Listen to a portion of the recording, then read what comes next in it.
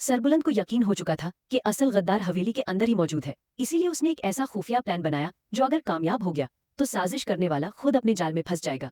लेकिन सरबुलंद ने आखिर ऐसा क्या सोचा, आइए देखते हैं। हॉस्पिटल से वापस आते हुए सरबुलंद गुलजमान से पूछता है, क्या हमें किसी ने देख तो नहीं लिया?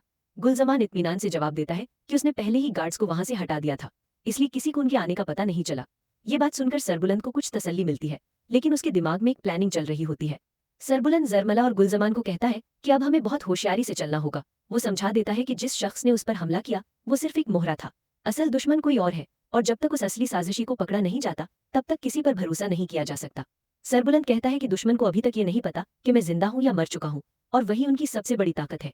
अगर अभी ये खबर बाहर चली गई कि सरबुलंद बच गया है तो दुश्मन फौरन होशियार हो जाएगा, लेकिन अगर दुश्मन इसी उलझन में रहा तो जल्द ही कोई ना कोई गलती जरूर करेगा।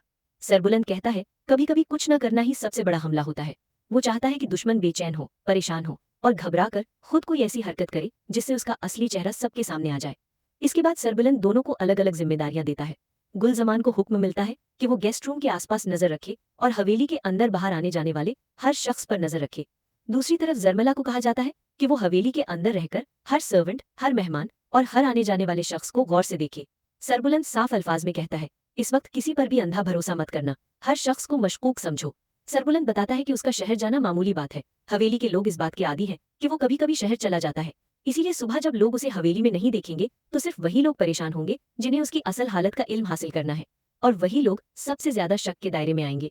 सरबुलंद कहता है कि कल की सुबह बहुत अहम होगी। जो भी मेरी गायब होने की वजह से बेचैन नजर आए या मेरी खबर लेने की कोशिश करे, उस पर खास नजर रखना। शायद वही हमें उस गद्दार तक पहुंचा दे जिसका हम इतने दिनों से इंतजार कर रहे हैं। सरबुलंद जरमला का शुक्रिया अदा करता है और कहता है कि जो हिम्मत और समझदारी उसने दिखाई है वो किसी आम लड़की का काम नहीं। लेकिन दोस्तों, असली खेल अब शुरू होने वाला है।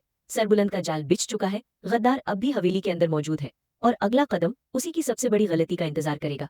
क्या सरबुलंद अपने दुश्मन को बेनकाब कर पाएगा या गद्दार एक और खतरनाक वार करेगा? ये सब देखने के लिए अगला एपिसोड बिल्कुल मिस मत कीजिए।